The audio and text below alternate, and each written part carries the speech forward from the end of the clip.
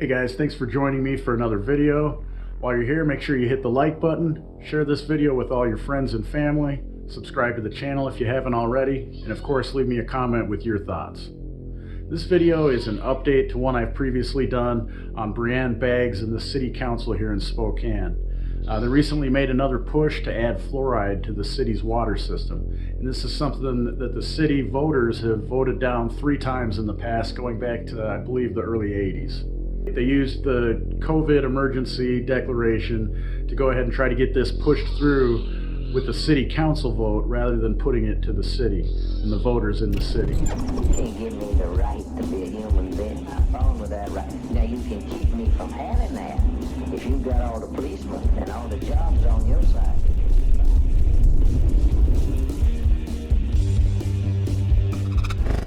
This video is just the first installment I've received from the City of Spokane. It contains emails either sent to or received by Brianne Baggs.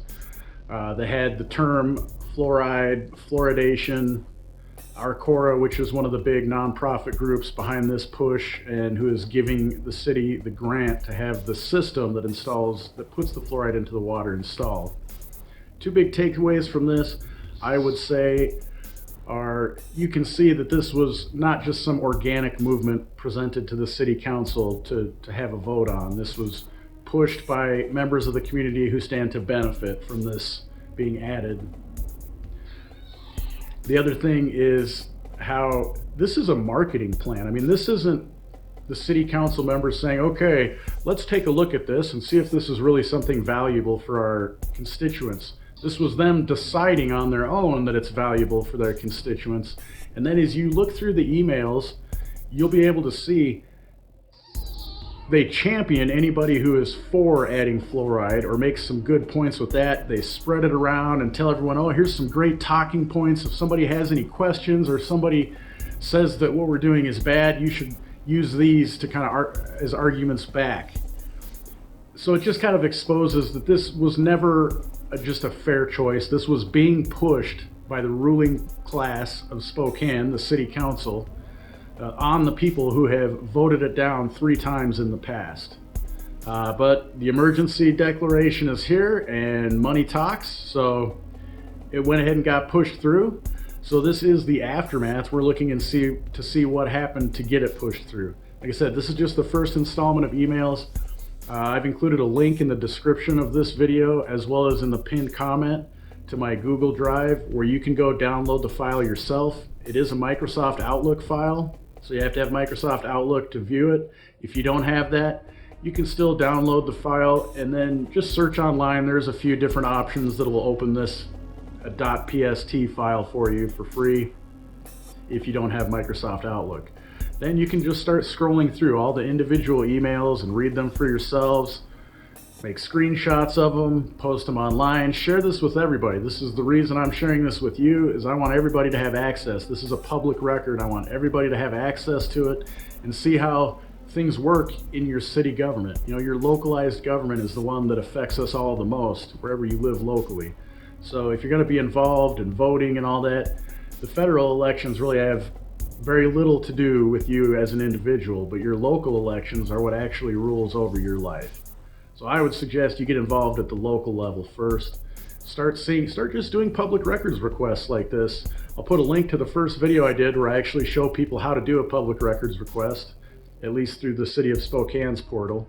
But most of them are pretty similar, and it doesn't take much time and a whole lot of training to do this. All you do is tell them what records you're looking for and wait for them to respond back. So anyways, I don't want to make this video too long. Like I said, I've been displaying some of the emails that I received in this first installment right here alongside of me throughout this. You can go download the file and check it out for yourself. I will post an update when the second installment or any additional installments do become available to me. And I just want to take this time to remind everyone, your public officials are your servants. We do not serve them, they serve us. So it's time to start holding their feet to the fire and make them our servants, because that's what they all talk about in their campaigns when they want re-election or they want something from us, is how they like to say, how they've sacrificed so much to become a public servant.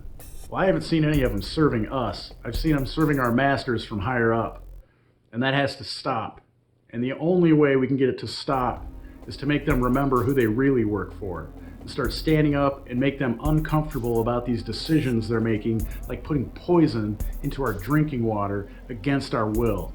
There are so many other ways to find a solution to if people in the lower socioeconomic classes don't have access to good dental care. There are a lot of different solutions other than just throwing poison in our water to poison us and all the animals and plants that are affected by our local water.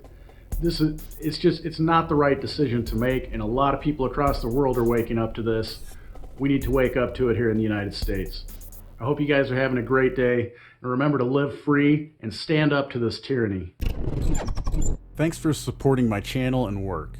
Links to all the platforms you can find Questionable Authority on are in the description below.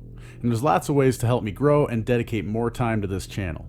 Of course, links to PayPal, Dash, Bitcoin, and others are listed. But you don't have to part with your capital to support me.